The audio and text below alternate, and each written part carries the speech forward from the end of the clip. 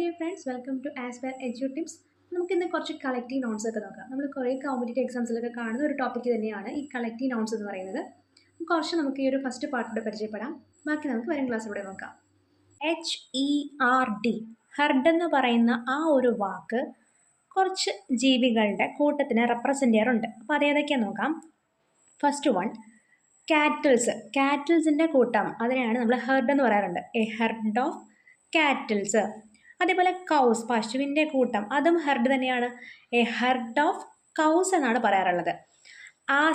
ആസസിൻ്റെ ഗ്രൂപ്പിനെയും നമ്മൾ ഹെർഡ് എന്നാണ് പറയുക. എ ഗ്രൂപ്പ് ഓഫ് ആസസ് ആണ് herd, a herd of asses. അതേപോലെ ബഫലോസ്, അവരെയും പറയുന്നത് ഹെർഡ് എന്ന വാക്കുകൊണ്ട് തന്നെയാണ്. എ ഹെർഡ് ഓഫ് ബഫലോസ് എന്ന് പറയും. ക്ലിയർ അല്ലേ? ഇനിയും ഉണ്ട് വലിയ ജീവികളെ ഓർക്കുക. ആന, ജിറാഫ്, ഇവരുടെ കൂട്ടത്തിനെ നമ്മൾ ഹെർഡ് എന്നാണ് പറയുക. A herd of elephants, a herd of giraffes. പിന്നെ നമ്മുടെ ആടില്ലേ, ഗോട്ട്, അതിൻ്റെ കൂട്ടത്തിനെ നമ്മൾ ഹെർഡ് എന്നാണ് പറയുക. A herd of goats. നമുക്ക് എങ്ങനെ ഓവറോൾ സമ്മറൈസ് ചെയ്യാം? ഈ പാല് തരുന്ന ജീവിഭാഗങ്ങളൊക്കെ തന്നെ അവരുടെ കൂട്ടത്തിനൊക്കെ നമ്മൾ ഈ ഹെർഡ് എന്നുള്ള ഒറ്റ വേർഡ് കൊണ്ട് യൂസ് ചെയ്ത് കളക്റ്റീവ് നൗണിൽ പറയാറുണ്ട്. പിന്നെ നമ്മൾ കുറച്ച് വലിയ ആനിമൽസിൻ്റെ കാര്യം പറഞ്ഞു. ഒന്നുകൂടെ ഒന്ന് റിവൈസ് ചെയ്തേ.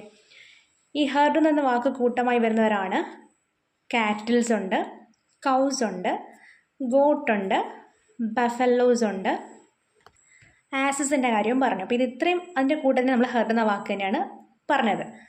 ഒപ്പം ജിറാഫ്, എലിഫൻറ്റ്, ഇവരുടെ കൂട്ടത്തിനെയും നമ്മൾ ഹെർഡ് എന്ന വാക്കാണ് യൂസ് ചെയ്തത്. A herd of giraffe, a herd of elephant. ബേർഡ്സിനെ നമ്മൾ കോമൺ ആയിട്ട് പറയുമ്പോൾ അതിൻ്റെ കൂട്ടത്തിന് ഫ്ലൈറ്റ് എന്നും പറയും, അല്ലെങ്കിൽ ഫ്ലോക്സ് എന്നും പറയും. ഫ്ലോക്ക് ഓഫ് ബേർഡ്സ് എന്നും പറയാറുണ്ട്, ഫ്ലൈറ്റ് ഓഫ് ബേർഡ്സ് എന്നും പറയാറുണ്ട്. ഇതിൽ ഈ ഫ്ലൈറ്റ് എന്നുള്ള വേർഡ് നമ്മൾ യൂസ് ചെയ്യുന്നത് പീജിയൻസിനകത്തും ഡോവിനകത്തും കൂടി പറയാറുണ്ട്. അപ്പം ഡോവ് അല്ലെങ്കിൽ പീജിയൻസിൻ്റെ കൂട്ടത്തിനെയും നമ്മൾ ഫ്ലൈറ്റ് ഉപയോഗിക്കാറുണ്ട്. ഫ്ലൈറ്റ് ഓഫ് പീജിയൻ അല്ലെങ്കിൽ ഫ്ലൈറ്റ് ഓഫ് ഡോവ്സ് എന്ന് പറയും. ബേർഡ്സ് ആകുമ്പോൾ എങ്ങനെയാണ്?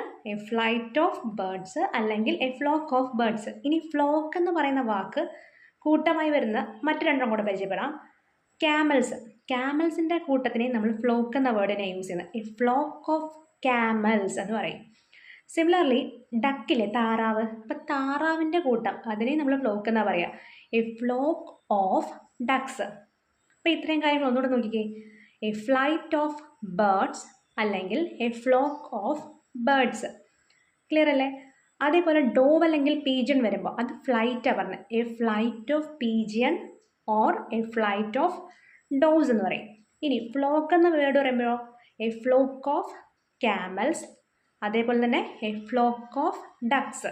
നമ്മൾ ബേർഡ്സിൻ്റെ കാര്യം നേരത്തെ പറഞ്ഞു ഫ്ലൈറ്റ് ഓഫ് ബേർഡ്സ് എന്ന് പറയും, ഫ്ലോക്ക് ഓഫ് ബേർഡ്സ് എന്ന് പറയുമെന്ന് പറഞ്ഞു.